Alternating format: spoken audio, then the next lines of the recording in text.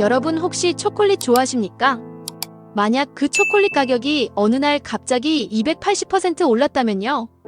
이건 끔찍한 상상이 아니라 2024년에 실제로 벌어진 현실입니다. 최근 장바구니 물가가 정말 무섭다는 이야기 주변에서 너무 많이들 하실 겁니다. 그런데 이건 단순히 경기가 나빠져서가 아닙니다.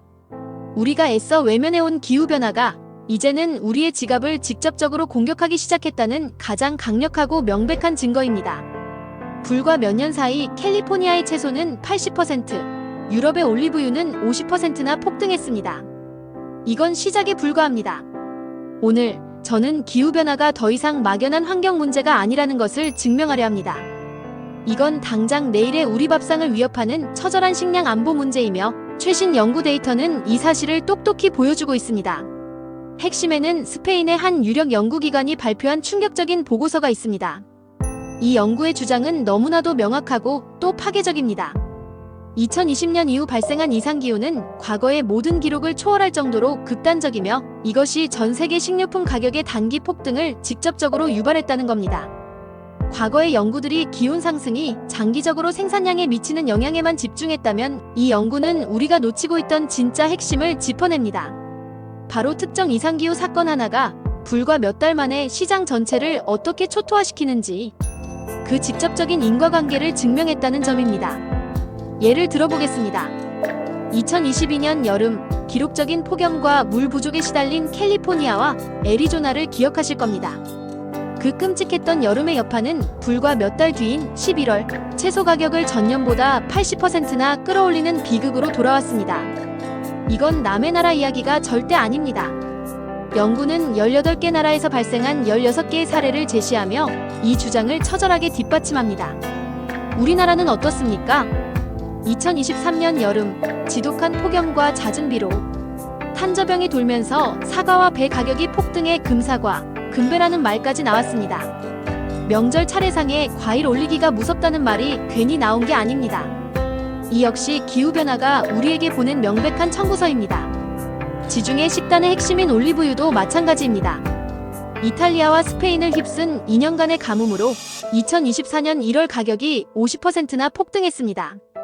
우리의 주식인 쌀이라고 안전할까요? 일본은 관측 사상 최악의 폭염을 겪은 뒤 2024년 9월 쌀 가격이 무려 48%나 급등했습니다. 그리고 맨 처음 말씀드렸던 그 초콜릿.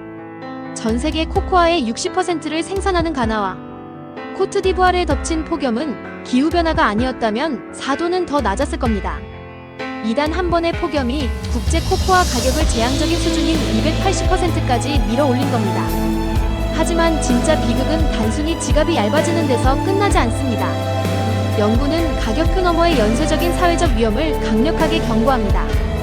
이 지점에서 우리는 더 냉정하게 현실을 비판적으로 바라봐야 합니다.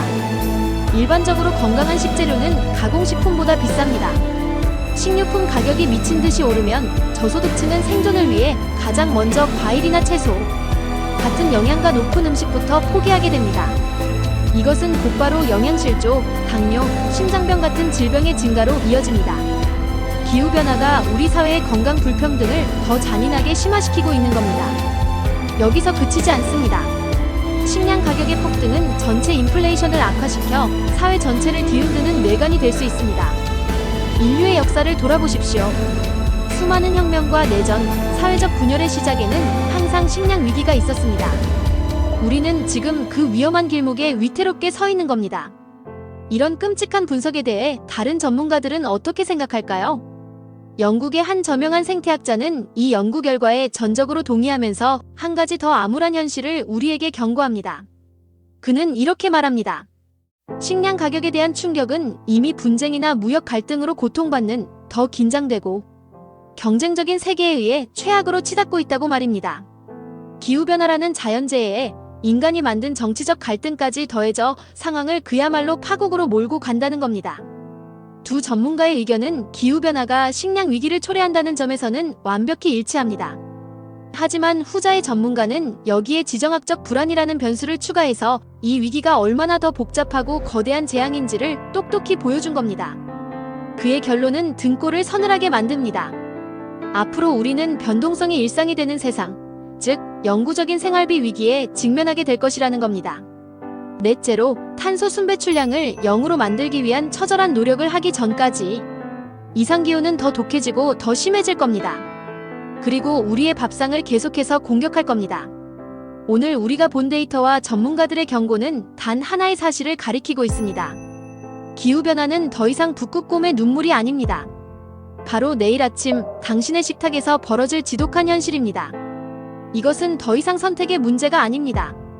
이건 우리 모두의 생존 문제입니다.